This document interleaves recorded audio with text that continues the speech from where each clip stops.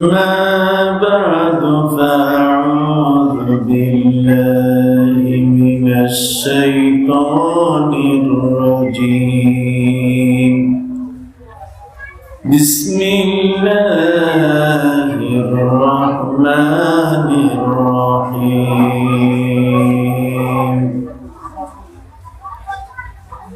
ومن أحسن قولا ممن دعا إلى الله وعمل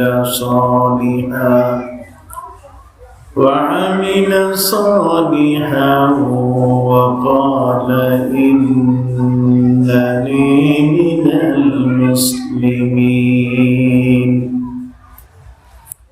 وقال تعالى: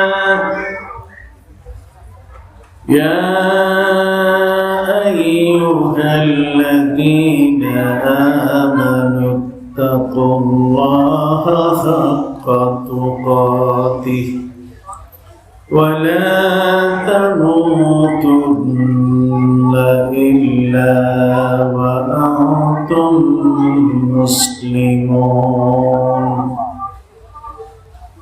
وقال تعالى: قل إن صلاتي ونسكي ومحياي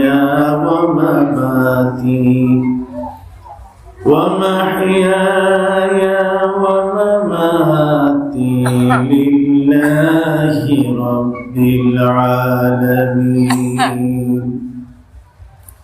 لا شريك له وبذلك أمرت وأنا أول المسلمين. وقال تعالى مخبرا وآمرا: إن الله وملائكته يصلون على النبي يا أيها الذين آمنوا صلوا عليه وسلموا تسليما. صلى الله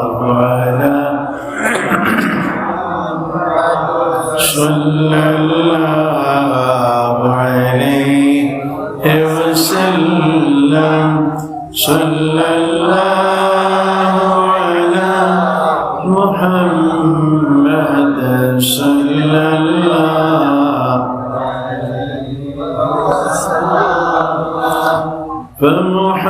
فمحمدنا هو سيدنا فالعز لنا لإجابته. صلى الله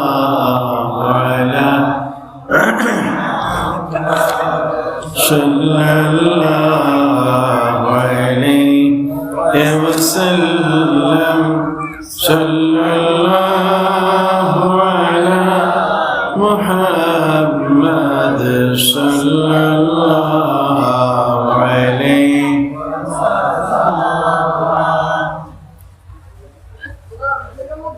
মুন্সিগঞ্জ সিরাজদি খান টেঙ্গুড়িয়া পাড়া নেসারাবাদ নুরিয়া আলিম মাদ্রাসার আজকের 48তম বার্ষিক ওয়াজ ও দোয়া মাহফিলের শ্রদ্ধাভাজন সভাপতি, অত্র মাদ্রাসার বিশিষ্ট দানবীর গ্রাম মোহাম্মদ মতিউর রহমান হাওলাদার সাহেব, আজকের এই মাহফিলের বিশেষ বক্তা আলহাজ হযরত মাওলানা আলী আকবর মিফতা, আরবি প্রভাষক, শরীয়তপুর সিনিয়র মাদ্রাসা,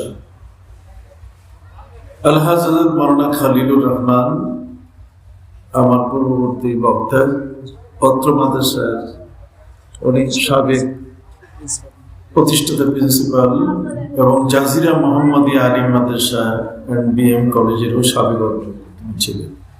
পীরজাদা মুফতি মোহাম্মদ ইকরাম শরীফ, ফকিরা দরবার শরীফ এবং পাশে বসে আছেন হযরত মাওলানা হুসাইন আহমদ সালেহী, অধ্যক্ষ বাসুদিয়া নিসারিয়া আলিম মাদ্রাসা, আলহাজ মাওলানা মোহাম্মদ হাসান তালুকদার সাহেব, যিনি অত্র মাদ্রাসার অধ্যক্ষ, এবং আজকের যিনি এই কমিটির পক্ষ থেকে আপনাদেরকে আমন্ত্রণ জানিয়েছেন জনাব আলহাজ মোহাম্মদ সৌরভ মল্লিক সাহেব সহ মঞ্চে উপবিষ্ট হযরত উলামায়ে ইকরাম, এলাকার বিশিষ্ট ব্যক্তিবর্গ, গুণীজন, নেসারাবাদ সোনিয়া আলিম মাদ্রাসার সম্মানিত আসাতেজা ইকরাম, শিক্ষক মন্ডলী, শিক্ষার্থী বন্ধুরা, কষ্ট স্বীকার করে দূর এবং কাছ থেকে আগত দিনদার মুসলমান ভাইরা, পর্দার আড়ালে আমার বোনেরা, আসসালামু আলাইকুম ওয়া রাহমাতুল্লাহি ওয়া বারাকাতুহু। মহাগ্রন্থ আল কোরআনের 3টি জায়গা থেকে আমি আপনাদের সামনে তেলাওয়াত করেছি। আল্লাহ পাক রব্বুল আলামিন তিনি বলছেন, ওই ব্যক্তির মতো উত্তম আর কে আছে? কার কথা এত উত্তম হতে পারে যে ব্যক্তি মানুষকে আল্লাহর পথে আহ্বান করে এবং নিজেই ভালো কাজ করে এবং তার নির্দ্বিধায় পরিচয় পেশ করে, আমি একজন মুসলমান। সম্মানিত সুধী, আপনারা সকলেই জানেন ইসলাম আমাদের ধর্ম। এই ধর্মটি শান্তির বার্তা আমাদেরকে দেয়। এই ধর্মটি পৃথিবীতে শান্তি প্রতিষ্ঠা করার জন্যই আল্লাহ তাআলা সর্বতোভাবে সূর্যের উদয়াচল থেকে অস্তাচল পর্যন্ত পৃথিবীর সর্বত্র শান্তি প্রতিষ্ঠা হওয়ার জন্য ইসলাম, এই ধর্মটির সেই যোগ্যতা এবং তার ক্ষমতা আছে। ইসলাম ধর্মের যারা বাহক, এর লালনকারী যারা, আল্লাহ পাক রব্বুল আলামিন তাদের মধ্যে যোগ্যতা দিয়েছেন। তারা যদি ইচ্ছে করে, তারা যদি সময়টাকে কাজে লাগায়, তাহলে পৃথিবীতে এই ধর্ম দিয়ে শান্তি প্রতিষ্ঠা করা সম্ভব। এই পৃথিবীতে মুসলিম জাহান নামে একটি শব্দ আছে। মুসলিম জাহানের খলিফা ছিলেন হযরত ওমর ফারুক রাদিয়াল্লাহু তাআলা। পৃথিবীর মানুষের কাছে মুখে মুখে কথাটি প্রসিদ্ধ যে তিনি অর্ধেক পৃথিবীর শাসক ছিলেন। কিন্তু অর্ধেক পৃথিবী এই হিসেব না করে যদি আমরা বর্গমাইলের হিসাব করি যে কত বর্গ মাইলের তিনি শাসক ছিলেন, খলিফা ছিলেন, এ সম্পর্কে ঐতিহাসিক তথ্যে বলা হয়েছে যে হযরত ওমর ফারুক রাদিয়াল্লাহু তাআলা তিনি ছিলেন 31 লক্ষ বর্গ মাইলের তিনি খলিফা। তাহলে আমাদের মতো ছোট একটি বাংলাদেশের এতটুকু আয়তনে তিনি খলিফা ছিলেন না, বরং এই ধরনের 62টা দেশকে যদি একসাথে করা যায়, হযরত ওমর ফারুক রাদিয়াল্লাহু তাআলা তিনি এই মুসলিম জাহানের ছিলেন খলিফা। ইসলাম কোন একটি অঞ্চলের জন্য আসেনি, ইসলাম এসেছে সারা বিশ্বের সবার জন্য। হিন্দু, মুসলিম, বৌদ্ধ, খ্রিস্টান, জগতের মধ্যে যত ধর্মই থাক না কেন, আল্লাহর কাছে একমাত্র মনোনীত ধর্ম হলো ইসলাম। ইন্নাদ দীনা ইনদাল্লাহিল ইসলাম। যে কারণে আমাদের এই ধর্মটির মানগত অবস্থান, এর স্ট্যাটাস হলো এটা আন্তর্জাতিক পর্যায়ের একটি ধর্ম। এই ধর্মটি কোনো আঞ্চলিক ধর্ম নয়, এই ধর্মটি কোনো গোষ্ঠী বা কোনো দল বা কোনো এলাকা কেন্দ্রিক নয়। এটি কোনো দেশকেন্দ্রিক নয়। ইসলাম হচ্ছে সার্বজনীন এবং এটি আন্তর্জাতিক মানের একটি ধর্ম, যে ধর্মটি পৃথিবীর যে কোনো মানুষ যে কোনো ধর্মে থেকে এই ধর্মকে চর্চা করতে পারে।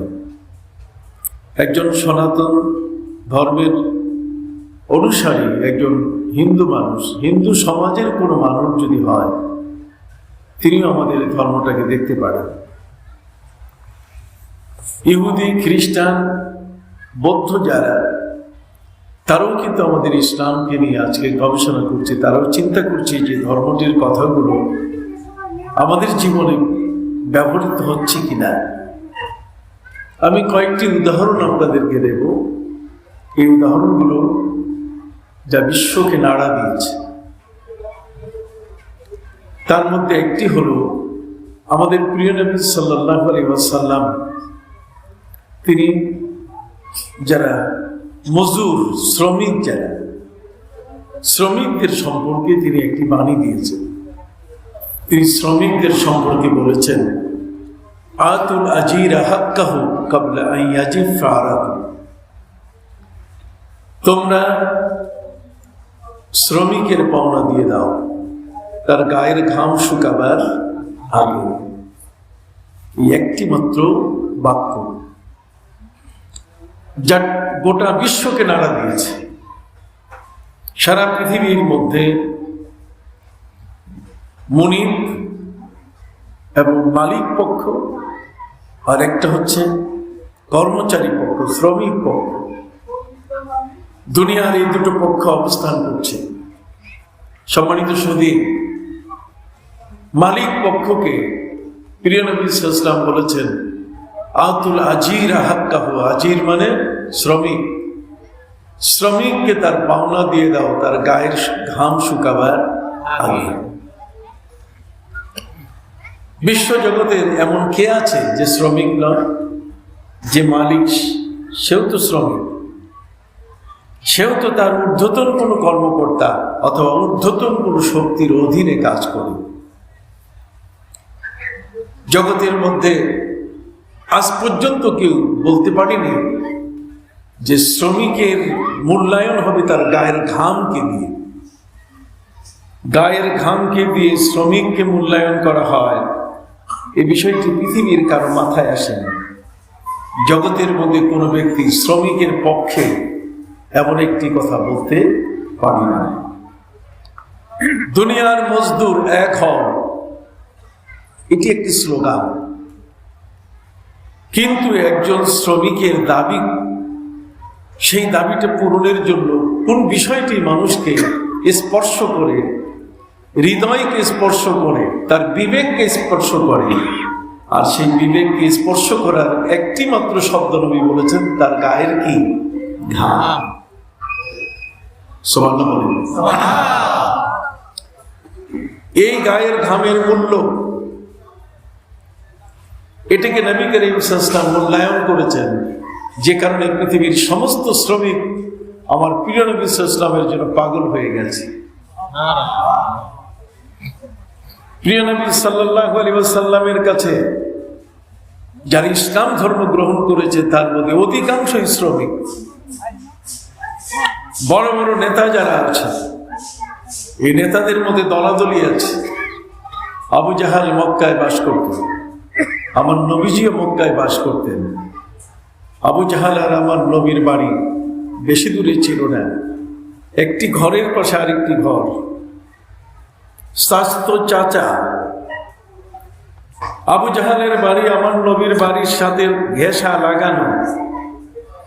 আজও যারা মক্কা শরীফে যান তারা সেখানে দেখেন যে মক্কা শরীফ আমার নবী সাল্লাল্লাহু আলাইহি ওয়াসাল্লামের জন্মস্থান আর আবু জাহেলের বাথরুম একেবারে কাছাকাছি। আমার নবী সাল্লাল্লাহু আলাইহি ওয়াসাল্লামের বাড়ি আর আবু জাহেলের বাড়ির মধ্যে খুব একটা বেশি দূরত্ব ছিল না, কিন্তু আবু জাহেলের দল করত কে? আবু সুফিয়ান। আবু জাহেলের দল করত কে? উতবা, সাইবা। আবু জাহেলের দল করত উমাইয়া ইবনে খালফ, যে লোকটি হযরতে বেলাল রাদিয়াল্লাহু তাআলা আনহুকে আরবের সেই অসমান পাথরগুলোর উপরে হেঁচড়িয়েছিল। অসমান পাথরগুলোর উপরে উটের পায়ের সাথে বেঁধে দিয়ে তাকে হেঁচড়ানো হয়েছিল। সম্মানিত সুধী, এই আবু জাহালের দল করেছিল সেই উকবা ইবনে আবি মুআইত, যে লোকটি আমার নবীর জীবনকে শেষ করার জন্য উটের পচা ভুঁড়ি নবীর মাথার উপরে চাপিয়ে দিয়েছিল। ভাইরা আমার, আবু জাহালের দল যারা করত তারা কিন্তু তাদের টাকা পয়সা, সোনা রূপা, এটা আবু জাহালের কাছে কখনো আমানত রাখে নাই।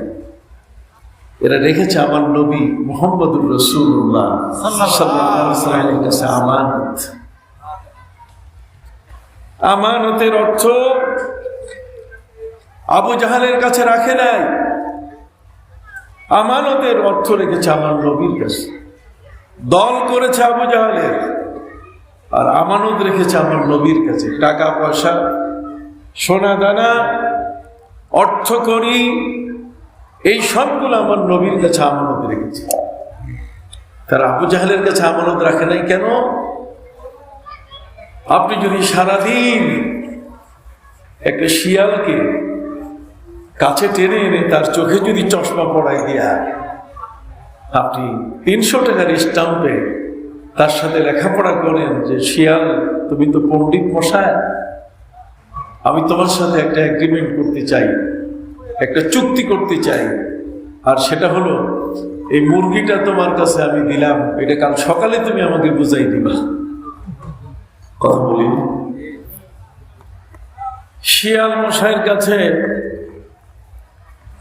আপনি যদি একটি মুরগি আমানত রাখেন, তাহলে পরদিন সকালে কি আপনাকে সে বুঝাই দিতে পারবে? জোরে বলেন, পারবে? আমার প্রিয় নবী সাল্লাল্লাহু আলাইহি ওয়াসাল্লাম তিনি সেই সময়কালে, যেই সময়কালে আবু জাহালের উৎপাত চলছে জগতের মধ্যে, ইসলামের যে থিঙ্কিং, ইসলামের যে চিন্তাধারা, ইসলামটা কি জিনিস, ইসলাম ধর্মটা কি জিনিস, সেই ধর্মটাকে প্রিয় নবী সাল্লাল্লাহু আলাইহি ওয়াসাল্লাম তিনি তৈরি করছেন, তিনি উপস্থাপন করছেন তার আদর্শ দিয়ে।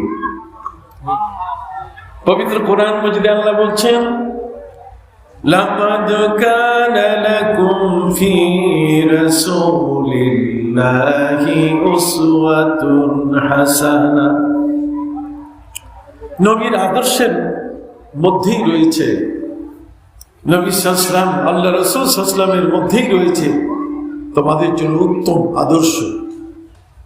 আর উত্তম আদর্শটাই হলো ইসলাম। এই ইসলামটাকে তিনি বুঝাতে চেয়েছিলেন আমানত।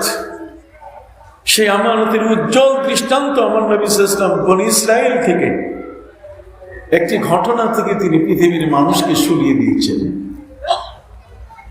নবী করিম সাল্লাল্লাহু আলাইহি ওয়াসাল্লাম, সাহাবায়ে কেরাম বললেন, সাহাবীরা, বনী ইসরাইলে এই সময়কালে একজন মানুষ এত দরিদ্র হয়ে পড়ে, এত গরিব হয়ে পড়ে যে মানুষটা কিছু তার টাকা ধার দরকার ছিল। আপনি কি আমার কথাগুলো বুঝতেছেন? মাইকের সেটিংটা হয় নাই, স্টেজে আওয়াজ পাচ্ছি না আমি, আরো স্পষ্ট একটু হওয়া দরকার আমার দিকে। মাইকের সেটিংটা পাচ্ছি না, একটু দুরূদ শরীফ পড়েন, সাল্লাল্লাহু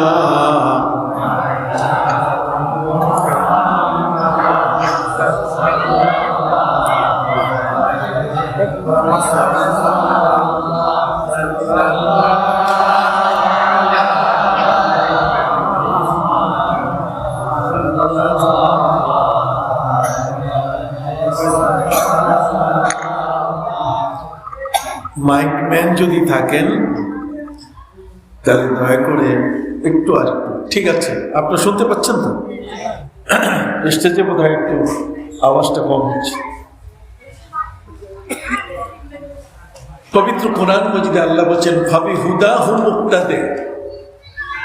হে নবী, আপনার পূর্বে যারা পৃথিবীতে এসেছেন, যত নবী এবং রাসূল, এবং বনি ইসরাইলের কোনো ঘটনা যদি হেদায়েতমূলক হয়, তাহলে সেই হেদায়েতের ঘটনাগুলো আপনি আলোচনা করবেন এবং আপনার উম্মতকে বলুন ফাবি হুদা হুমুক্তাদে, তাদের হেদায়েতের বিষয়গুলোর যেন ইক্তেদা করে, সেই বিষয়গুলোকে যেন তারা মানে।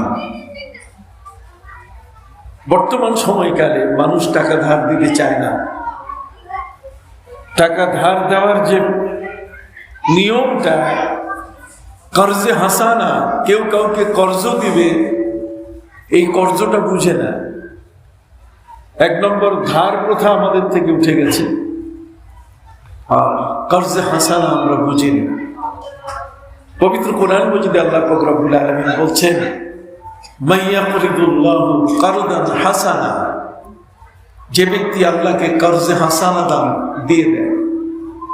কর্জে হাসানা হচ্ছে এমন একটা ঋণ, যে ঋণটা একজন ব্যক্তি ঋণী হয় বটে, কিন্তু যিনি এই ঋণটা দেন তিনি প্রতিটি মুহূর্তে তার আমলনামায় সওয়াব নিয়ে আসেন। ভাইরা আমার,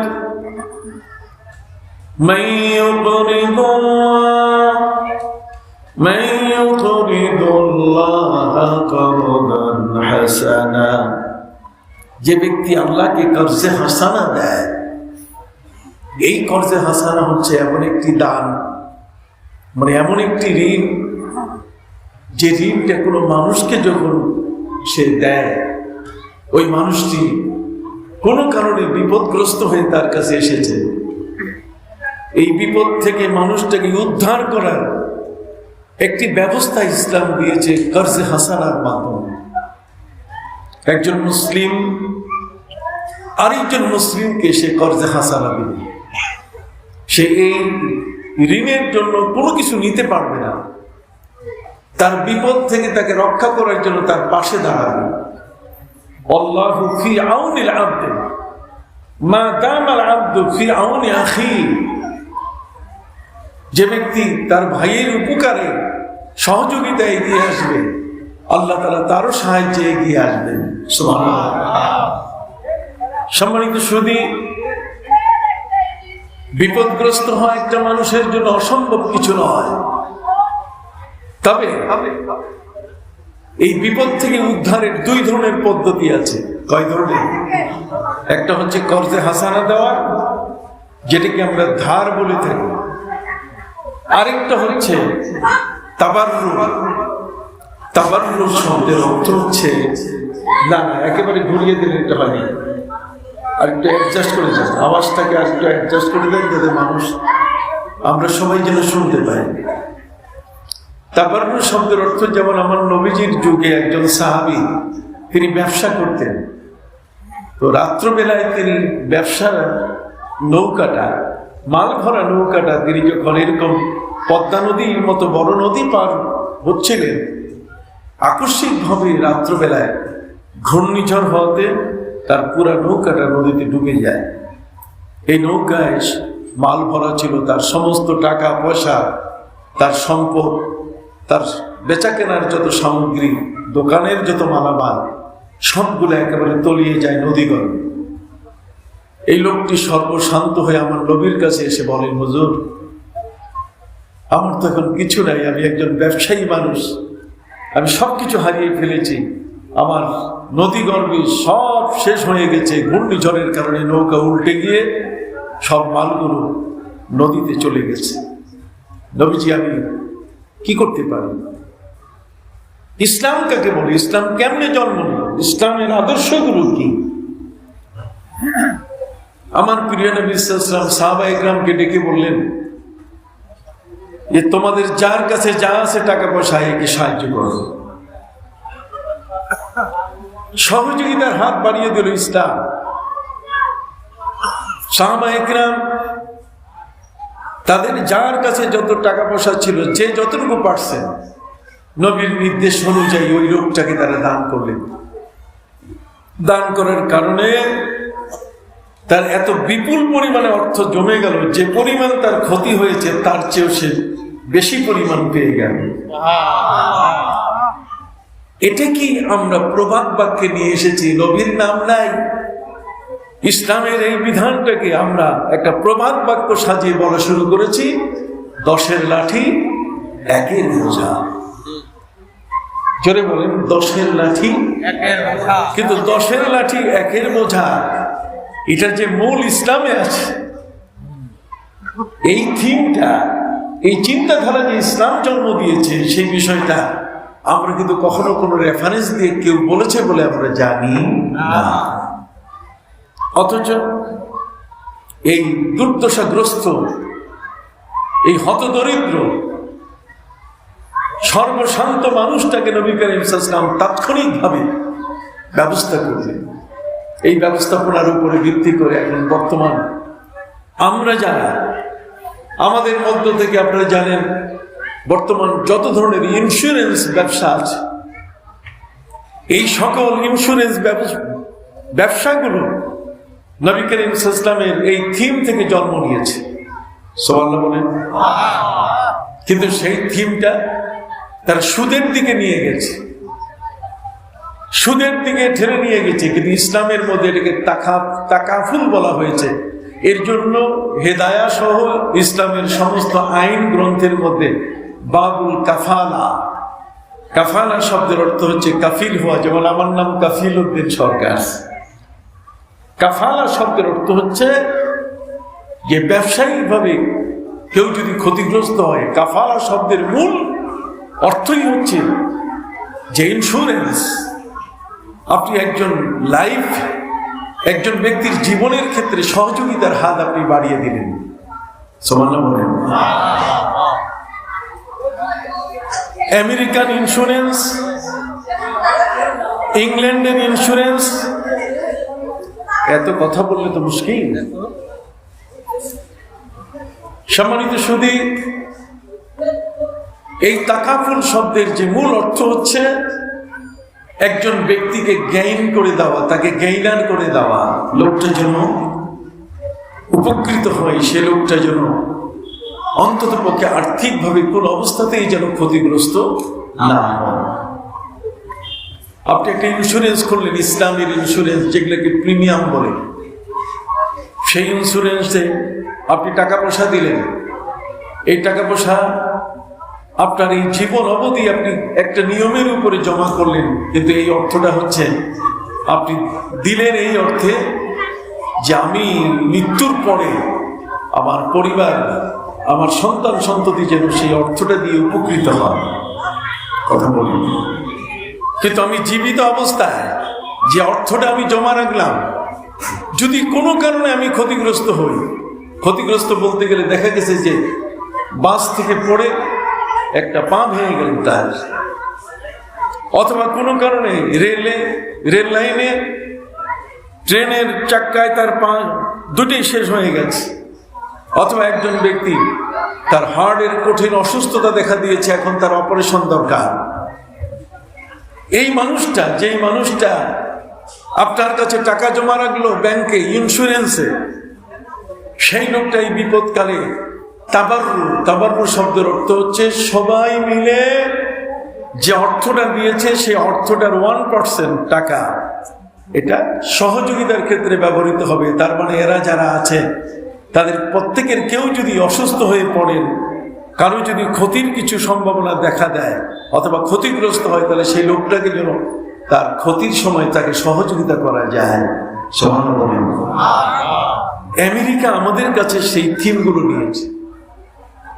ইসলাম, আপনি দেখুন, অবাক হয়ে যাবেন, হযরত মা খাদিজাতুল কুবরা রাদিয়াল্লাহু তাআলা আমার নবীজিকে ব্যবসা দেওয়ার আগে, নবীর টাকা পয়সা দেওয়ার আগে তিনি বহু ধরনের ব্যবসায়ীর কাছে টাকা পয়সা দিয়েছিলেন। ওরা মক্কা থেকে সিরিয়া পর্যন্ত যাওয়া, মক্কা থেকে সিরিয়া পর্যন্ত যাওয়া এবং সিরিয়া থেকে মক্কা পর্যন্ত ফিরতে তাদের মাসের পরে মাস সময় লাগতো। ওরা ব্যবসায় নোকসান দেখাতো, ব্যবসায় লাভ হয় নাই, সার্ভিস চার্জ, যাতায়াত খরচা, হোটেল ভাড়া, খাওয়া, এই সবগুলো দেখাতে গিয়ে শেষ পর্যন্ত দেখা গেছে যে লাভ শূন্যের কোটায়। মূলধন, আসল চালান যেটা, সে চালানটা এটা নষ্টের পথে, চালানের কোনো খবর, এটাও শেষের পথে। হযরতে মা খাদিজাতুল কুবরা রাদিয়াল্লাহু তাআলা তিনি এই লোকসান গুনছিলেন। একজন ধনাঢ্য মহিলা, তিনি একজন বিশ্বস্ত ব্যক্তি চাচ্ছিলেন যার কাছে আমার এই টাকাটা আমানত থাকবে, আমার মূলধনটা নষ্ট হবে না। সুবহানাল্লাহ বলেন। আমি তো আগেই বললাম, মক্কার মানুষেরা আবু জাহালের দল করত, কিন্তু আমার নবী সাল্লাল্লাহু আলাইহি ওয়াসাল্লামের দল করতেন হযরত আবু বকর সিদ্দিক, হযরতে উমর, হযরতে উসমান যুন্নুরাইন, হযরত আলী কাররামাল্লাহু ওয়াজহা। মক্কার কোন মানুষ, ইভেন আবু জাহেলের দলের মানুষটা পর্যন্ত আবু জাহেলের কাছে টাকা পয়সা আমানত রাখতো না, তারা আমানত রাখতো আমার নবীর কাছে। কথা কি বুঝতে পারছেন? অতএব মা খাদিজাতুল কুবরা রাদিয়াল্লাহু তাআলা তিনি খোঁজা শুরু করলেন, একজন মানুষ কোথায় পাওয়া যায় যে জন দিবসে মনের হরষে জ্বালায় মনের বাতি। কথা বলেন, মমের বাতি দিনের বেলায় জ্বালিয়ে একজন মানুষকে খোঁজা হচ্ছে যে ভালো মানুষটা কোথায়।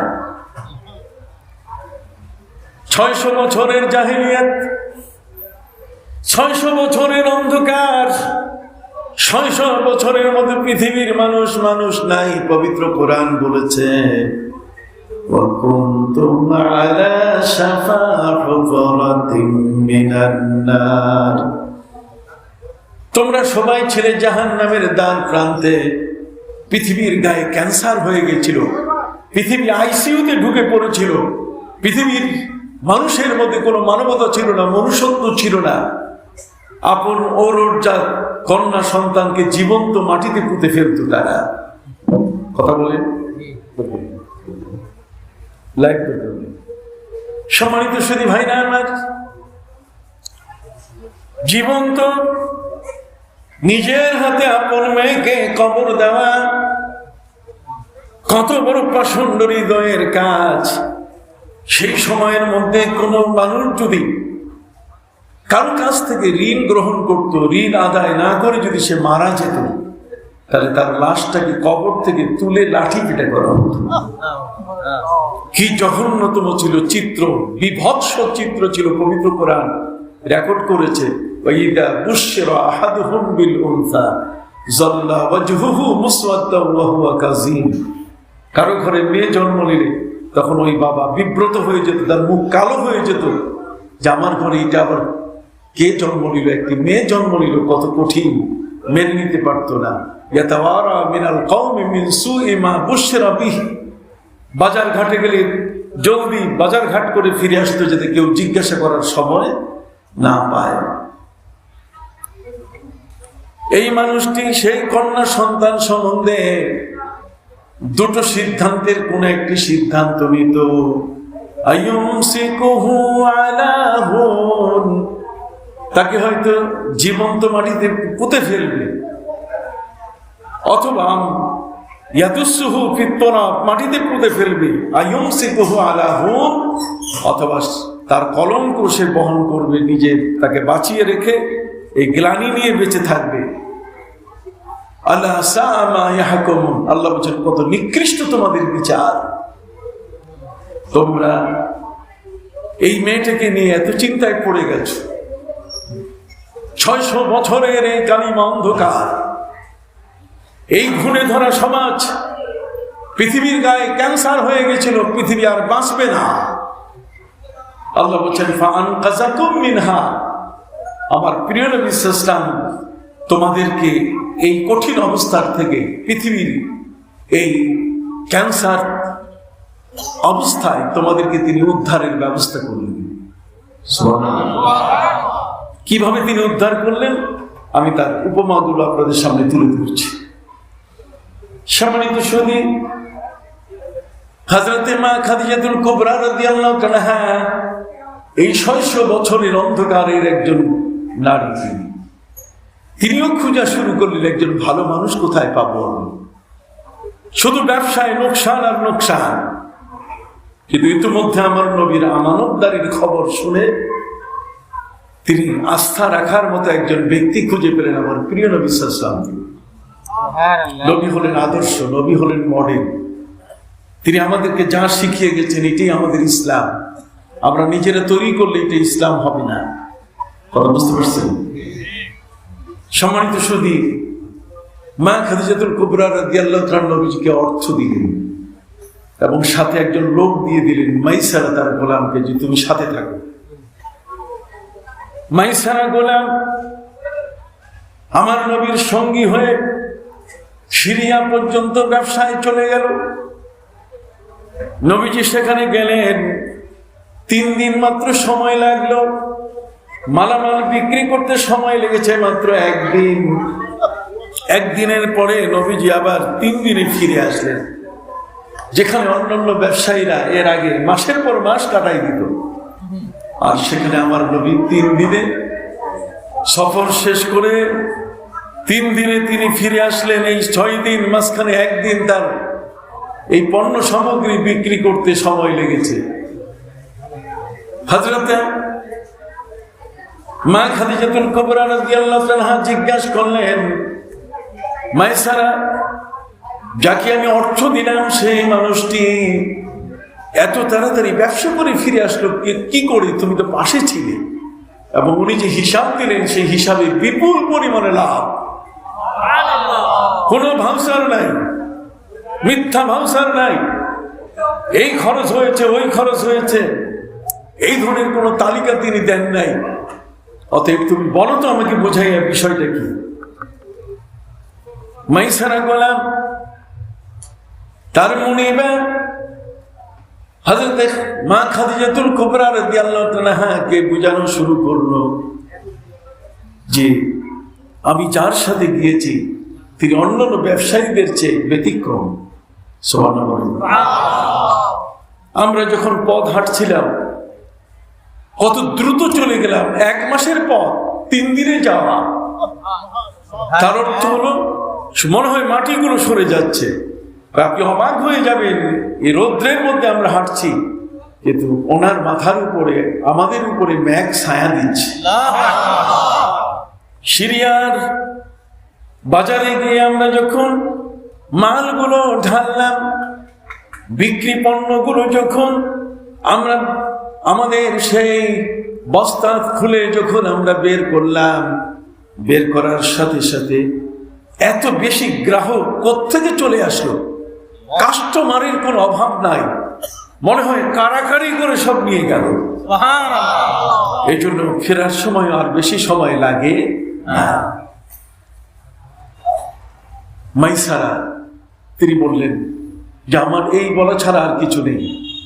আমার নবী সাল্লাল্লাহু আলাইহি ওয়াসাল্লাম তাকে হিসাব দিলেন, আর সেই হিসাবের মধ্যে লাভ এত বেশি। মা খাদিজাতুল কুবরা রাদিয়াল্লাহু তাআলা দেখলেন ইনিই তো সত্যবাদী, ইনিই তো আমানতদার। এক পর্যায়ে তিনি নিজেকেই আমার নবীর কাছে সমর্পণ করে দিলেন, তার স্ত্রী হবার আশা তিনি ব্যক্ত করলেন। মা খাদিজাতুল কুবরা আমার নবীকে স্বামী হিসেবে তিনি বরণ করে দিলেন। সুবহানাল্লাহ। এই ঘটনা থেকে বর্তমান ব্যাংকিং পদ্ধতি, এই যে সারা পৃথিবী যে ব্যাংক চালু হয়েছে, ব্যাংকের জন্ম নিয়েছে হযরত মা খাদিজা থেকে। মা খাদিজার অর্থ আর আমার নবীর শ্রম। কথা বলি, আমরা ব্যাংকে অর্থ রাখি আর ব্যাংক সেটাকে ব্যবহার করে, এর থেকে একটা লাভ আমাদেরকে দেয়। সুদী কারবারি যারা সুদের অর্থকে বিভিন্ন খাতে তারা ব্যবহার করে। পৃথিবীর মধ্যে 3 ধরনের ব্যক্তি আছে এবং 3 ধরনের ব্যবসা হয়। আমার কথা বুঝতে তো কষ্ট হচ্ছে না?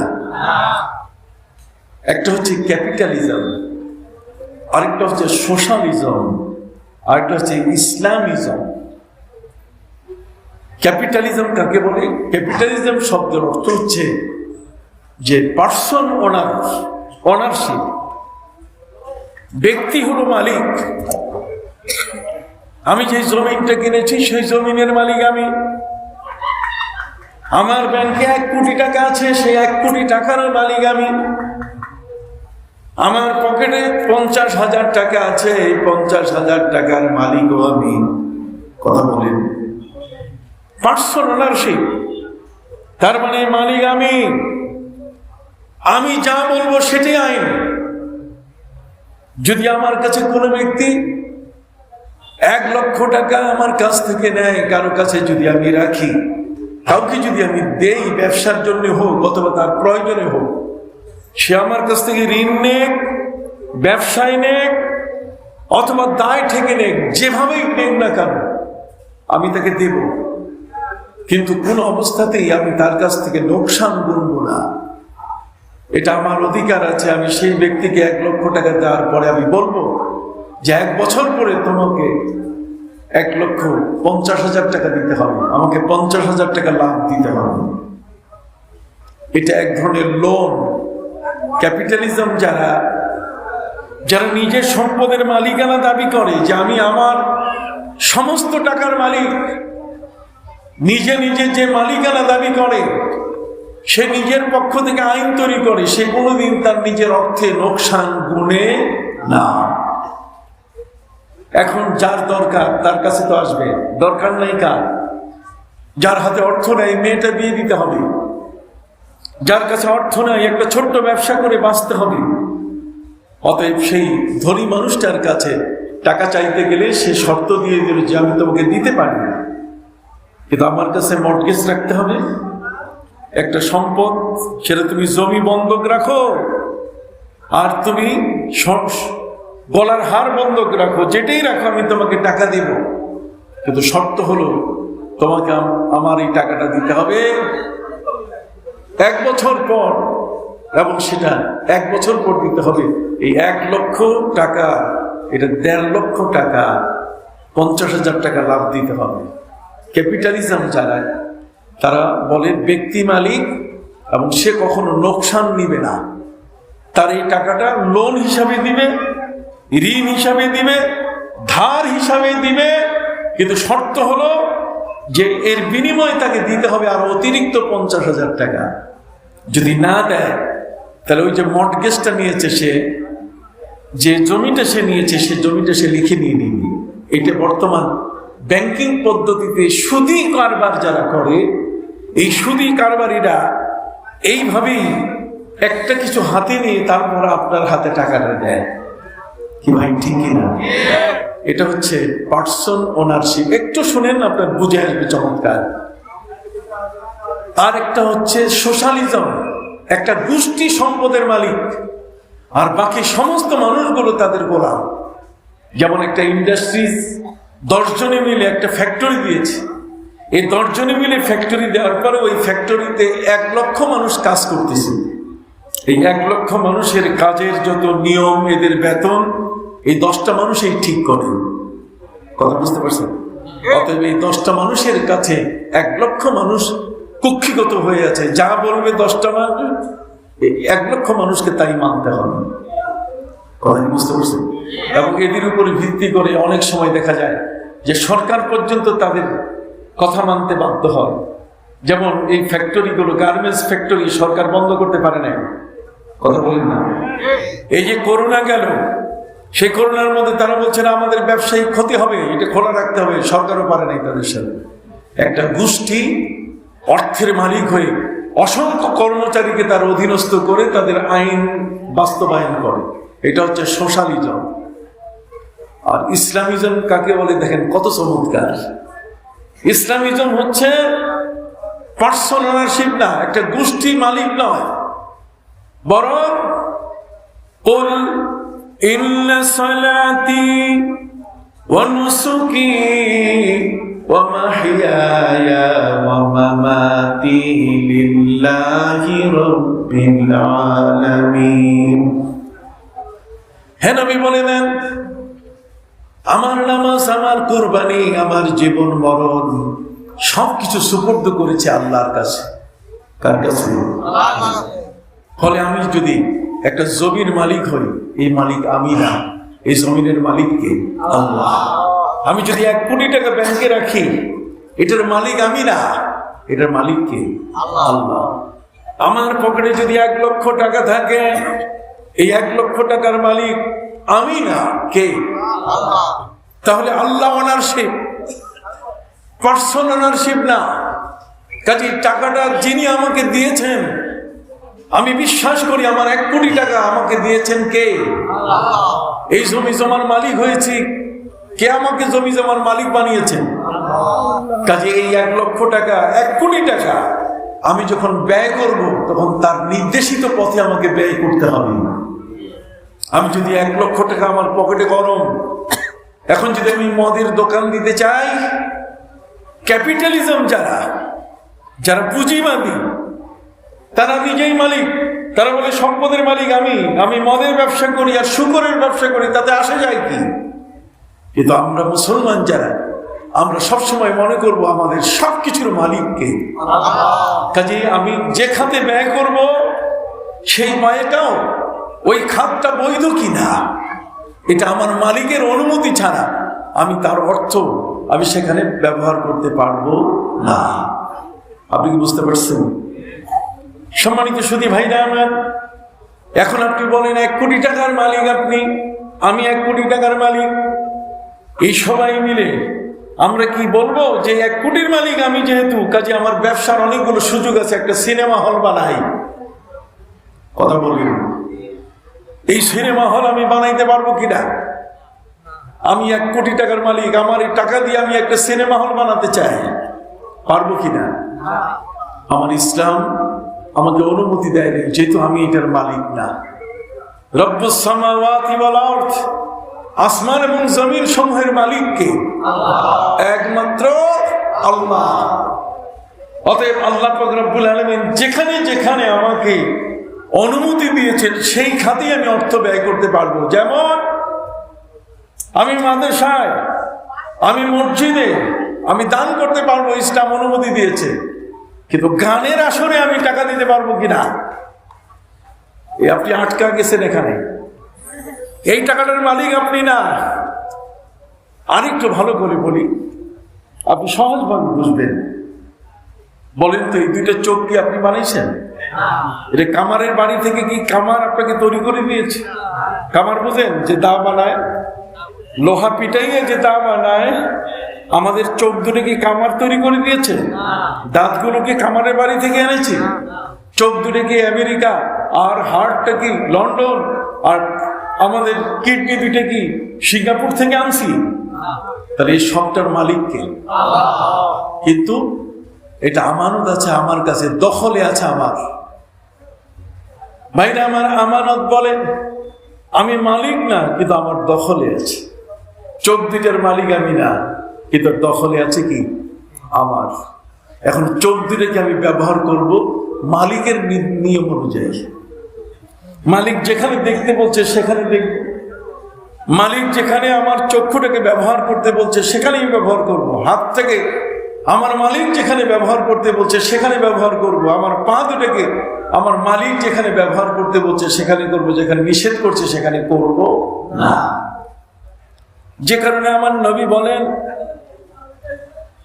স্বামী এবং স্ত্রী দুইজনে ঘরের ভিতরে নিরিবিলি আছে, স্বামী এবং স্ত্রী। ওই মুহূর্তে যদি কেউ বেড়ার ফাঁক দিয়ে দেখে, বেড়ার ফাঁক দিয়ে যদি স্বামী স্ত্রীকে কেউ দেখে, ঘরের ভিতর স্বামী স্ত্রী, নবী করিম সাল্লাল্লাহু আলাইহি ওয়াসাল্লাম বলছেন যে সুই দিয়ে ওই লোকটার চোখ কানা করে দাও। সুই দিয়ে ওই লোকটার চোখ কানা করে দাও, যেহেতু এই চোখটাকে ওই কাজে আল্লাহ ব্যবহার করার জন্য অনুমতি দেন নাই। আমি বুঝাতে পারছি কিনা? কথা কি বুঝে গেছে? সম্মানিত সুধী ভাইরা আমার, চোখ 2টা আমার না, কিন্তু আমার কাছে আমানত আছে। والذين هم لأماناتهم وعهدهم راعون قد أفلح المؤمنون। ওই ব্যক্তি, ওই ঈমানদার সফল। الذين يرثون الفردوس هم فيها خالدون। জান্নাতুল ফিরদাউস ওই মানুষটা পাবে, ওই ঈমানদার। সে পরীক্ষায় পাশ করেছে যে ব্যক্তি তার আমানতদারি ঠিক রেখেছে। কি বলেন, ঠিক কিনা? এখন আপনার চোখ 2টা, এটা আপনি কোন খাতে ব্যয় করবেন, এর জন্য আপনাকে ফর্মুলা জানতে হবে। আপনি যত্রতত্র এই চোখ ব্যবহার করতে পারবেন না। আল্লাহ বলছেন, ওয়াকুল লিল মুমিনিনা ইয়াগুদ্দুনা মিন আবসারিহিম। আপনি ইমানদার ব্যক্তিদেরকে বলেন চোখ দুটো যেন নিম্নগামী করে, এরা যেন পর নারীকে, বেগানা নারীকে যেন না দেখে। কথা বলেন। তাহলে স্বামী স্ত্রী ঘরের মধ্যে আপনি যদি বেড়ার ফাঁক দিয়ে দেখেন, আমার নবী বলেছেন সুই দিয়ে তার চোখ কানা করে দাও। সে কেন দেখলো? এই চোখটাকে আল্লাহ সেখানে তাকে ব্যবহার করার অনুমতি দেন নাই, এটা তার হাতে তিনি আমানত রেখেছেন। কথা বল। হাত, আমার নবীজি বলেছেন আল মুসলিমু মান সালিমাল মুসলিমুনা মিন লিসানি ওয়া ইয়াদি। মুসলমান হতে গেলে আপনার এই হাত দুটা, এটা আপনার কাছে আমানত। এই হাতটাকে আপনি কারো অন্যায়ের সম্পর্কে আপনি কোনো কিছু লিখতে পারবেন না, হাতটাকে ব্যবহার করতে পারবেন না, মিথ্যা কোনো রায় দিতে পারবেন না, কলম দিয়ে কোনো মিথ্যা রায় দেওয়া যাবে না, কলমের মাধ্যমে এমন কোনো মিথ্যা রটনা রটানো যাবে না, কলমের মাধ্যমে কোনো জাল দলিল লেখা যাবে না। আপনি বুঝতেছেন কিনা? এটা আমার হাতে কি আমানত, এটা আমার দখলে আছে, কিন্তু এটার মালিক আমি না। অতএব মালিকের নিয়ম অনুযায়ী আমার এই হাতটাকে চালাইতে হবে। কথা বলবেন। এ কারণে কিয়ামতের ময়দানে আল্লাহ পাক রব্বুল আলামিন মুখ বন্ধ করে দিয়ে হাতের সাক্ষ্য গ্রহণ করবেন। আল-ইয়াওমা নাখতিমু আলা আফওয়াহিহিম ওয়া তুকাল্লিমুনা আইদিহিম। এই হাত সাক্ষ্য দেবে। তার অর্থ হলো যে আপনি হাতটাকে কোন কাজে ব্যবহার করেছেন। ওয়া তাশহাদু আরজুলুহুম বিমা কানু ইয়াকসিবুন। এই পাটা সে কোন দিকে, সিনেমা হলে গেছে পাটা না মসজিদে গেছে?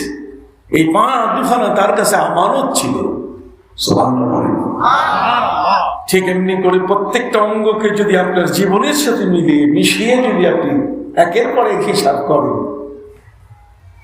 তাহলে আসুন, আমার নবী সাল্লাল্লাহু আলাইহি ওয়াসাল্লাম বলেছেন লা তাযুলু কদম ইবনে আদম হাত্তা ইউসআলা আন খামসিন আন উমরিহি ফীমা আফলা ওয়া আন শাবাবিহি ফীমা আবলা ওয়া আন মালিহি মিন আইনা ইকতাসাবা ওয়া ফীমা আনফাকা ওয়া আন আমালিন মাযা আলিমা ও কামা ক্বালা নবী সাল্লাল্লাহু আলাইহি ওয়াসাল্লাম।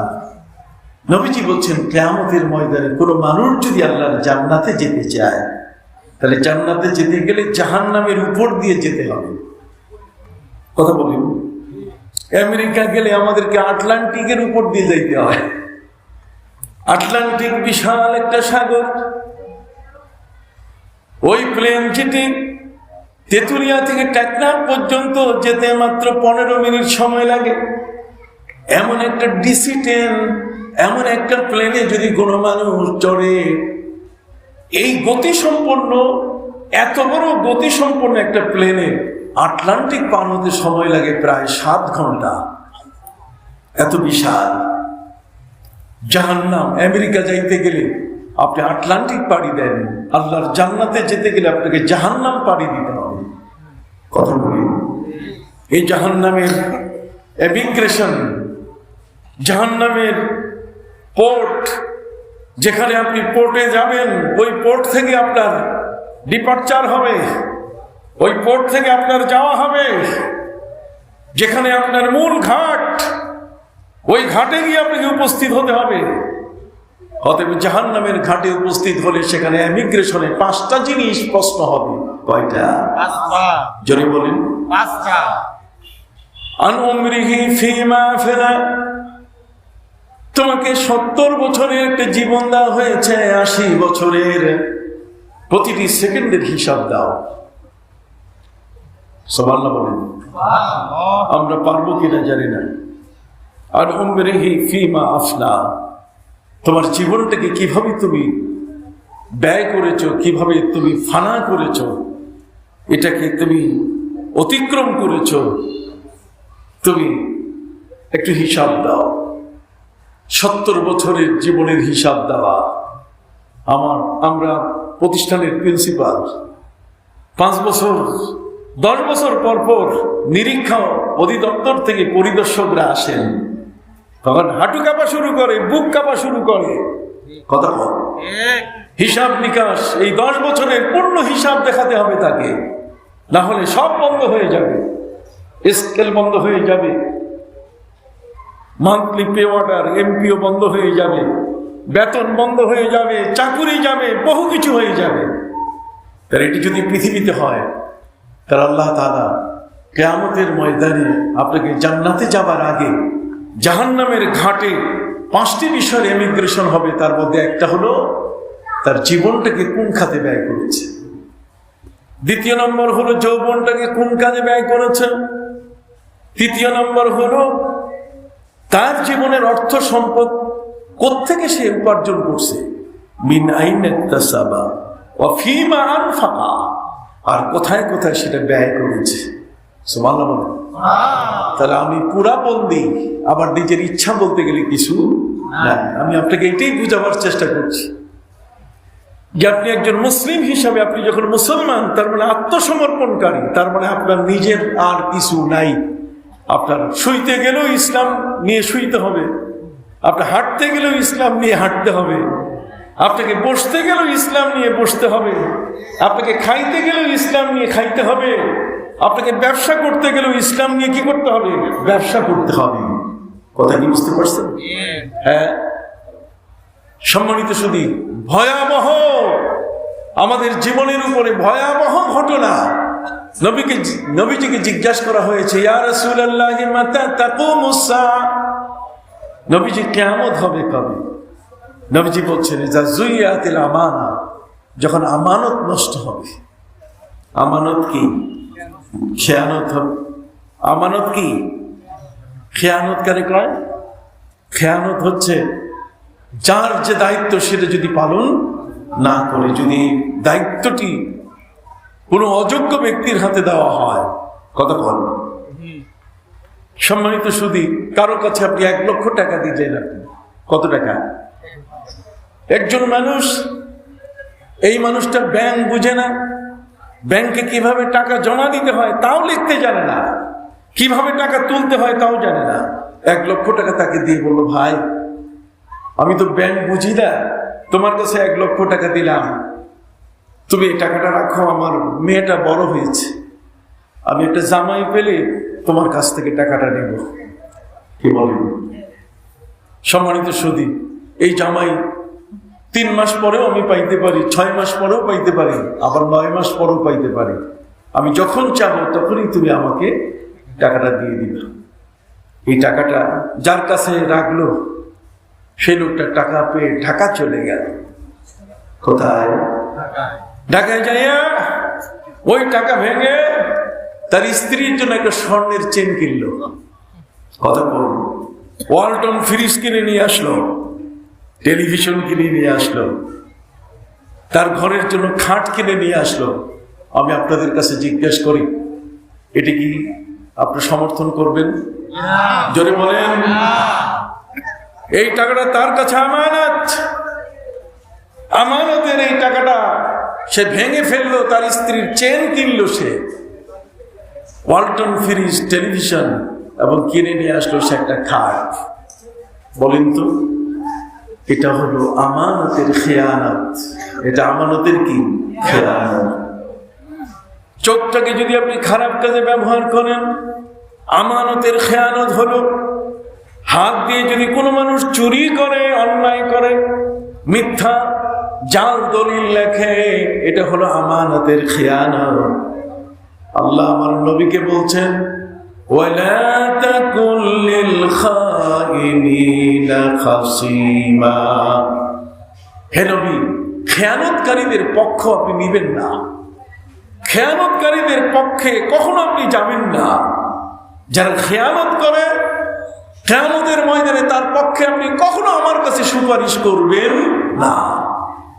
তাহলে ভাইরে, আমাদের জীবন কর্মের ভিতরে আমরা যদি এইভাবে এক এক করে তালাশ করি, তাহলে কত কাজ আমরা করছি যে কাজগুলো খেয়ানত হচ্ছে। কি বলেন, ঠিক কিনা?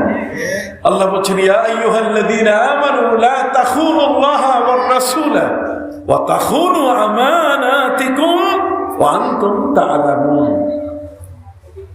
পবিত্র কোরআন মাজিদে আল্লাহ বলছেন, হে নবী, এই জগতের যত মানুষ আমি তাদেরকে জানিয়ে দিলাম, বিশেষ করে ইমানদার ব্যক্তিরা, শোনো, আল্লাহর সাথে খেয়ানত করো না, নবীর সাথে খেয়ানত করো না, আর আল্লাহর যে আমানত গুলো তোমাদের কাছে আছে এগুলোকে খেয়ানত করো না।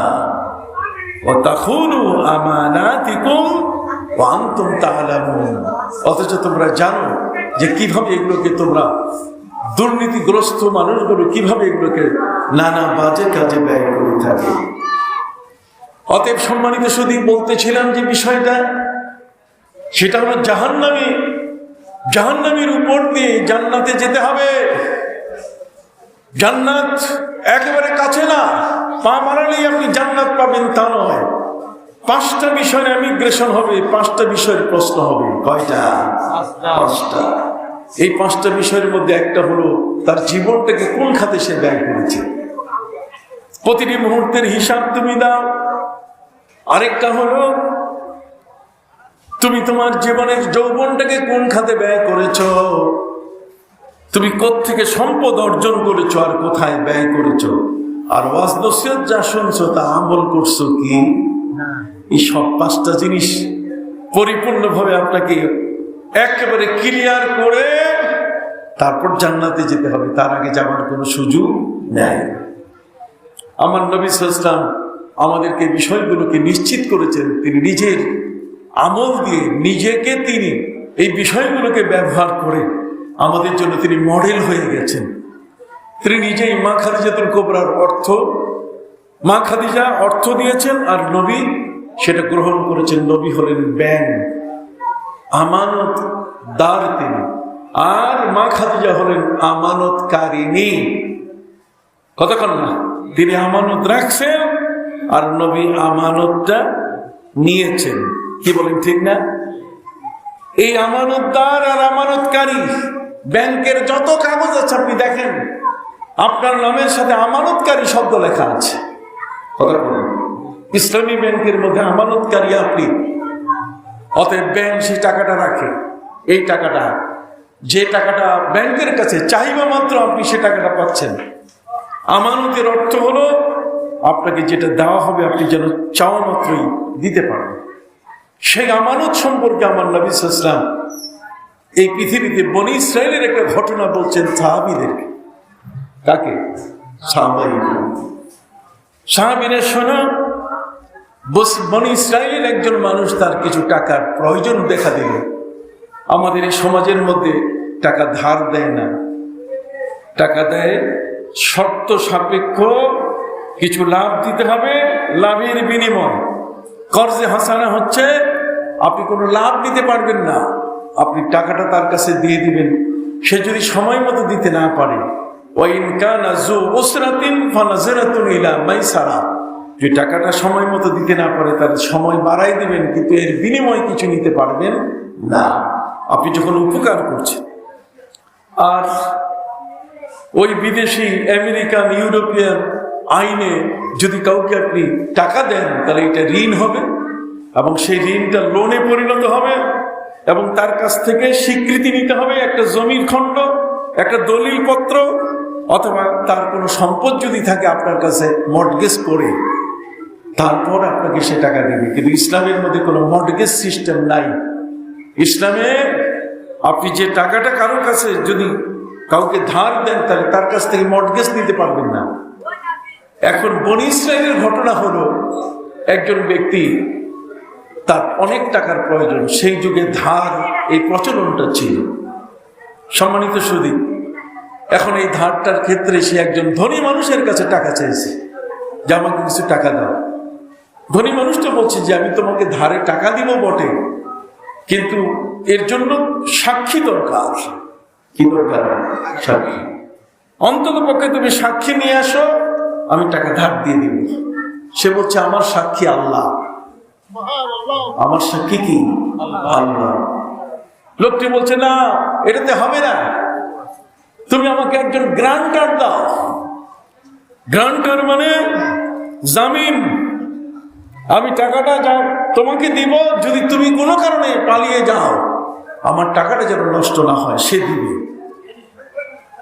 লোকটি বলে উঠলো, দেখুন আমার এমন কোনো গ্রান্টার নেই, বর্তমান যদি আপনি সিঙ্গার থেকে যদি আপনি একটা ফ্রিজ আনতে চান, তাহলে সেখানে আপনাকে গ্রান্টার দেখাইতে হবে। কি বলেন, ঠিক কিনা? আপনি দুই একজন লোকের নাম বলেন যে লোক এটা দায়িত্ব গ্রহণ করবে, যে আপনাকে আমি এটা দিয়ে দিলাম। বনি ইসরায়েলের সময়কালে সেই লোকটা বলছে যে না, আমার গ্রান্টার একমাত্র আল্লাহ, আমার সাক্ষীও আল্লাহ, আমার জামিনও কে? আল্লাহ। শেষ পর্যন্ত তার অনুনয় বিনয় দেখে বনি ইসরায়েলের সে ধনী মানুষটা তাকে ধার দিয়ে দিল যে তোমাকে আমি এই 10,000 বা 10,000 দিরহাম আমি তোমাকে দিয়ে দিলাম ধার, যেহেতু তুমি তোমার আল্লাহকে সাক্ষী, তোমার আল্লাহকে তুমি জিম্মেদার, তাকে গ্রান্টার তুমি বানালে, তাহলে একটা শর্ত অন্তত হতে হবে যে 1 বছর পরে তুমি আমাকে দিয়ে দিবে। সম্মানিত সুধী, আল্লাহকে জিম্মেদার, আল্লাহকে গ্রান্টার, আল্লাহকে সাক্ষী হিসাবে লেখাপড়া হয়ে গেল। লেখাপড়া করার পরে লোকটি 10,000 দিরহাম নিয়ে চলে গেল। কত বড় বিশ্বাস! কেউ নেই, সাক্ষীকে আপনারা সবাই বলেন, সাক্ষীকে আর গ্রান্টারও কে? আল্লাহ। আল্লাহকে কি আমরা দেখি? আল্লাহ হাজির, আল্লাহ উপস্থিত, এতে কোনো সন্দেহ নাই, কিন্তু আল্লাহকে তো আমরা দেখি না। বনি ইসরায়েলের ঘটনা বলছি, এটা আমার নবীর যুগের ঘটনা নয়, কিন্তু আমার নবী সাল্লাল্লাহু আলাইহি ওয়াসাল্লাম সাহাবায়ে কেরামকে শোনাচ্ছেন, সাহাবীরা তোমরা এই বিষয়টা একটু শুনে রাখো। প্রিয় নবী সাল্লাল্লাহু আলাইহি ওয়াসাল্লাম তাদেরকে 2টা ঘটনা শুনিয়েছেন এই ধরনের। এই লোকটা 10,000 দিরহাম নিয়ে কোন এক কারণে বিশাল এক সমুদ্র পার হয়ে চলে গেছে। পার হয়ে যাওয়ার পরে এই সমুদ্র পাড়ি দিয়ে বিদেশে বিভয়ে হয়ে তার জীবন যাপন করছে। 1 বছর পূর্ণ হয়ে গেল। 1 বছরের মাথায় এই টাকাটা যার কাছ থেকে নিয়ে আসছে, যে ধার দিয়েছে, ঋণদাতা, তার কাছে পৌঁছানো প্রয়োজন। কিন্তু তার কাছে যে পৌঁছাবে, এই পৌঁছাবার জন্য কোনো ওয়ে নাই। একটা বিশাল সাগর সে পাড়ি দিয়ে এসছে। এই সাগর পাড়ি দিয়ে মালিকের কাছে যেতে যেতে অনেক সময়ের প্রয়োজন।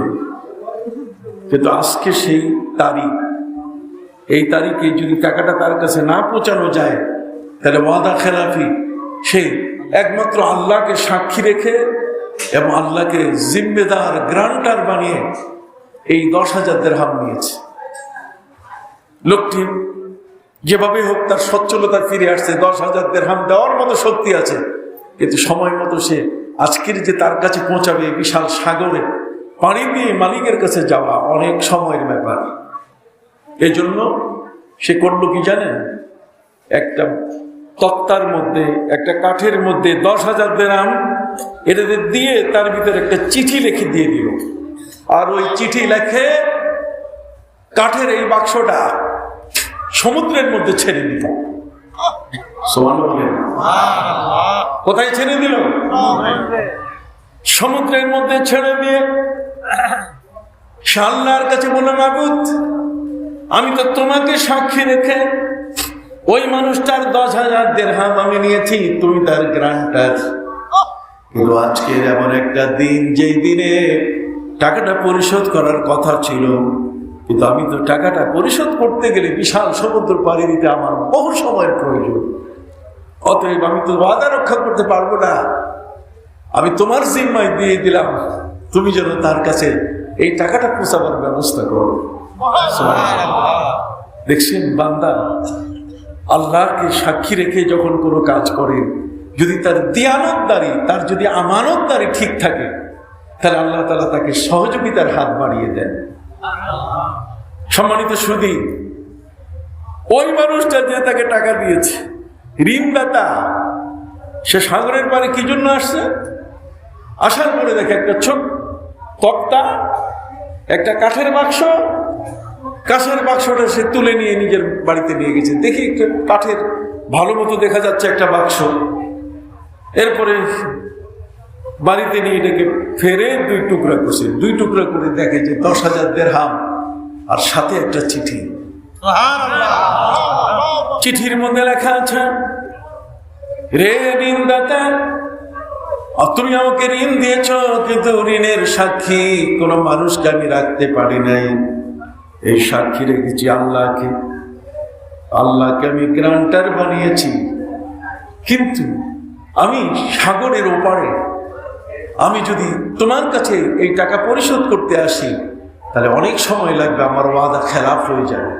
এই জন্য সেই মহান আল্লাহর নাম নিয়ে এই সাগরের মধ্যে আমি তোমার নামে সেই বাক্সটা ছেড়ে দিয়েছি, দেখি তুমি পাও কিনা। কথা বুঝতে পারছেন? সে তো পেয়ে গেছে। আল্লাহ জামিন।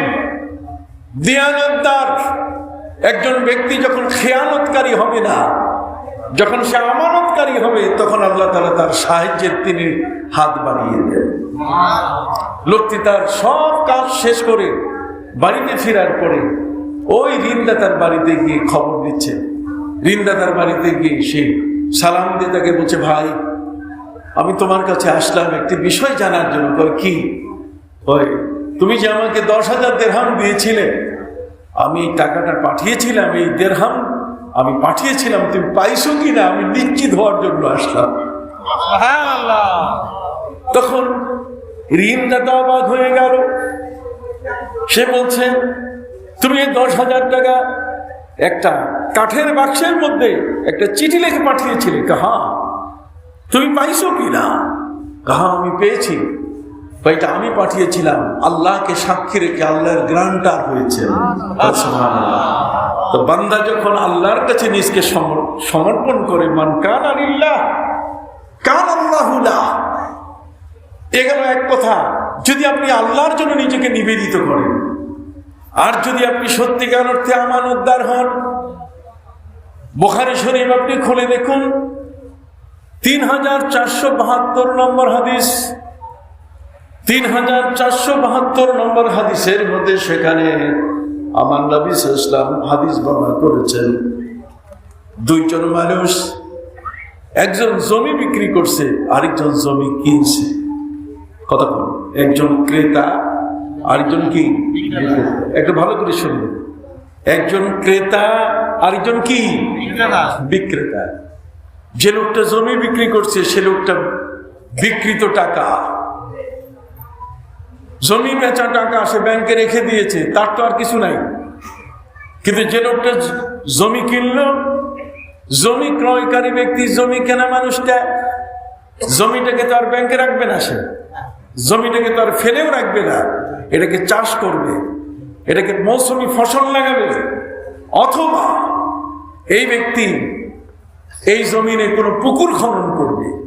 কথা কি বুঝতে পারছেন? সে জমি কিনে নিয়েছে, এখন তার নামে দলিল হয়ে গেছে, এই জমিনের মালিক সে। সম্মানিত সুধী, একজন জমি বিক্রি করছে, আর একজন জমি কি কিনছে। যে জমি কিনেছে সে জমিটাকে চাষ করা শুরু করেছে।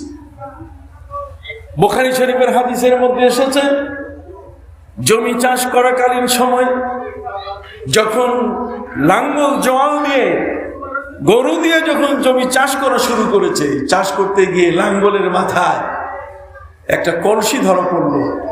একটা কলসি বের হয়ে আসলো, যে কলসিটা মণিমুক্তা স্বর্ণরূপ দিয়ে ভরপুর। এখন সে অনেক খুশি, যেমন একটা জমি কিনেছে, যে জমিনে তার ভাগ্য খুলে গেছে। সুবহানাল্লাহ। সহিহ বুখারীর হাদিস। আমার প্রিয় নবী সাল্লাল্লাহু আলাইহি ওয়াসাল্লাম তিনি বলছেন, জমির ক্রেতা যে জমি কিনলো, সেই মানুষটা স্বভাবত সে ভাবতেছে যে আমার কপাল খুলে গেছে। সে তার স্ত্রীর কাছে এই কলসি, সোনারূপা মণিমুক্তা ভর্তি কলসিটা নিয়ে তার স্ত্রীকে বলছে, স্ত্রী রে, যে জমিটা আমি কিনেছি সেই জমিনে চাষ করতে গিয়ে লাঙ্গলের মাথায় এই কলসিটা ধরা পড়ছে। স্ত্রী বলছে, দেখি তোমার কপালটা মেপে, আগে ছিল 4 আঙ্গুল, এটা বোধহয় আল্লাহ 8 আঙ্গুল করে দিছে। চলো এই সোনারূপা মণিমুক্তা ভর্তি কলসিটা আমরা লুকায় রাখি, প্রয়োজনের তাগিদে এখান থেকে স্বর্ণরূপা মণিমুক্তা বের করে করে আমাদের প্রয়োজন সারব। স্ত্রী মহা খুশি। স্বামী বলছে যে, দেখো আমি তোমাকে একটি কথা বলি, এখানে খুশি হওয়ার কিছু নাই। তার মানে কি কইতে চাও তুমি? স্বামী বলে উঠলেন, যে আমি তো জমি কিনছি, আমি তো কলসি কিনি নাই। জোরে বলেন, আমি কি জমি কিনছি, আমি কলসি কিনি নাই। এই সোনা রূপা মণি মুক্তা ভর্তি কলসিটা, এটা আমার না, আমাদের না। এটা হয়তো ওই আগের যে জমি বিক্রি করছে সেই লোকটা হয়তো ভুলে নিতে পারে নাই, হয়তো তার মনে নাই। কাজে স্ত্রীকে এটা তার কাছে নিয়ে দিয়ে আসে। স্ত্রী বলছে, আমি বাপের বাড়ি চলে যাব, আমি তোমার ঘর করব না। আল্লাহ তাআলা এতদিন পরে কপালটা খুলে দিল। জমিন চাষ করতে গিয়ে কলসি বের হয়েছে, এটা আমাদের জিনিস। কাজে এটা যে জমি বিক্রি করছে তার হওয়ার কথা নয়। স্বামী বলছে, না আমি জমি কিনছি, আমি কলসি কিনি নাই। এখন আপনারা সবাই বলেন তো, লোকটা ভালো না খারাপ? না না, আসতে হলো, জোরে বলেন, লোকটা ভালো না? ভাইরা আমার প্রিয় নবী সাল্লাল্লাহু আলাইহি সাল্লাম হাদিস বর্ণনা করছেন, ইমাম বুখারী সহিহ বুখারী 3472 নম্বর হাদিসে এই ঘটনাটা বর্ণনা করছে। লোকটি এই সোনারূপা মণিমুক্তা ভর্তি কলসিটা নিয়ে গেল জমি যে বিক্রি করছে তার কাছে। নিয়ে যাইয়া তাকে বলছে যে, ভাই তোমার মতো দিকভুল মানুষ আর নাই, তোমার মতো এত বোকা মানুষ নাই। জমিটা তুমি আমার কাছে বিক্রি করেছো, অথচ সেই জমির ভেতরে তোমার মণিমুক্তা ভর্তি কলসিটা তুমি ফেলে রেখেছো, এটা তুমি বের করে আনো নাই। এই তোমার কলসি আমি তোমার কাছে দিতে আসছি, দেখো ঠিক আছে কিনা। যে জমি বিক্রি করেছে সেই মানুষটা যদি আমরা হতাম, কথা কম না, তাহলে ওকে আমরা সুন্দর করে 3 দিন মেহমান খাওয়াইয়া তার গাড়ি ভাড়া সহ আরো যদি কোনো পরবাড়ির চমচম আর কুমিল্লার রসমালাই আর বরিশালের আমরাট দিয়ে তাকে সন্তুষ্ট করে আমরা কি করতাম? বিদায় করতাম। যে লোকটা জমি বিক্রি করছে তার কাছে জমি ক্রেতা, সে কলসি নিয়ে গেছে, ভাই তুমি ভুলে এই কলসিটা তুমি হয়তো উঠাই নাও নাই, এটা তুমি দাও। কিন্তু যে জমি বিক্রি করেছে তার বক্তব্য কি? সে বলছে, ভাই আমি তো এটা রাখি নাই, আমি এটা কি রাখি নাই। তাহলে বলেন তো এই লোকটাও কি ভালো মানুষ না? লোক নাই।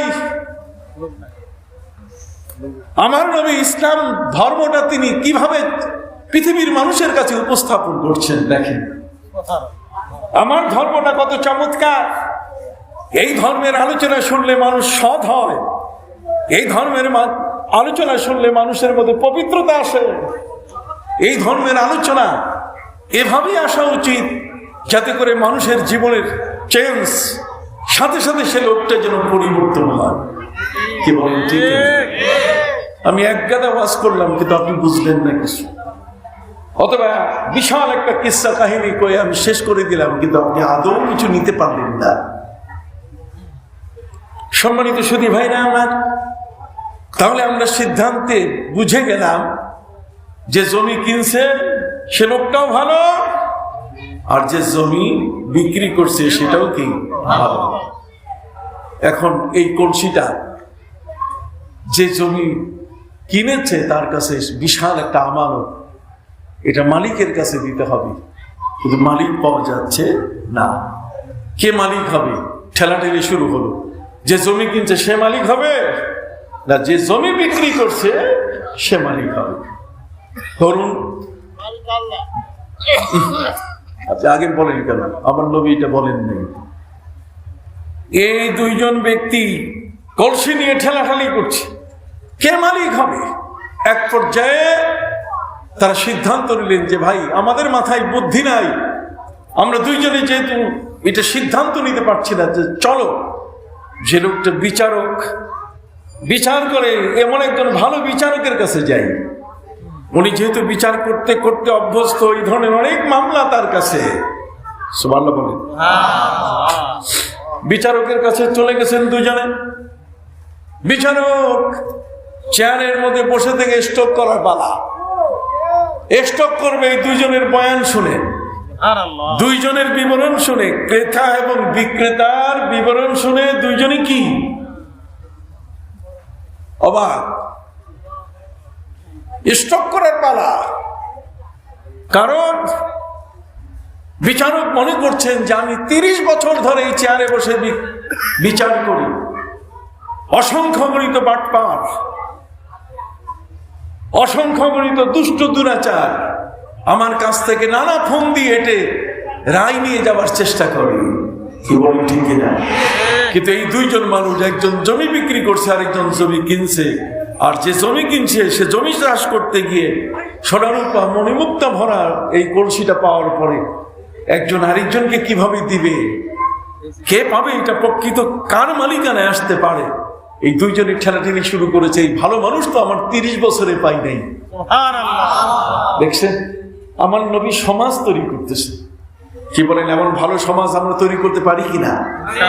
হ্যাঁ, একটা 500 টাকার নোট, 500 টাকার একটা বান্ডিল 50,000 টাকার বান্ডিল নয়, 500 টাকা যদি পড়ে থাকে তাহলে কত মালিক বের হবে? সবাই বলবে এটা আমি মালিক, কথা বলবো এটা আমার পকেট থেকে পড়েছে। ভাইরা আমার, বিচারক অবাক হয়ে গেলেন। তার এই জীবনের 30 বছরের বিচার, এই বিচারিক জীবনে তিনি এমন ভালো মানুষ পান নাই। এখন তিনি বিচারে কি বলবেন এই নিয়ে তিনি ভাবছেন। কোনো রেফারেন্স নাই, কিচ্ছু নাই, কোনো বইপত্রে এটার সমাধানও উনি পড়েন নাই।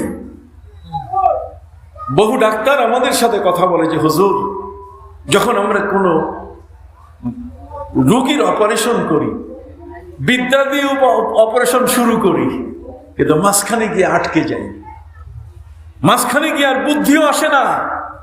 তখন আল্লাহর পক্ষ থেকে যদি মাথার মধ্যে কিছু না আসে তাহলে আর এই অপারেশনে সাকসেসফুল হওয়ার সুযোগ থাকে না।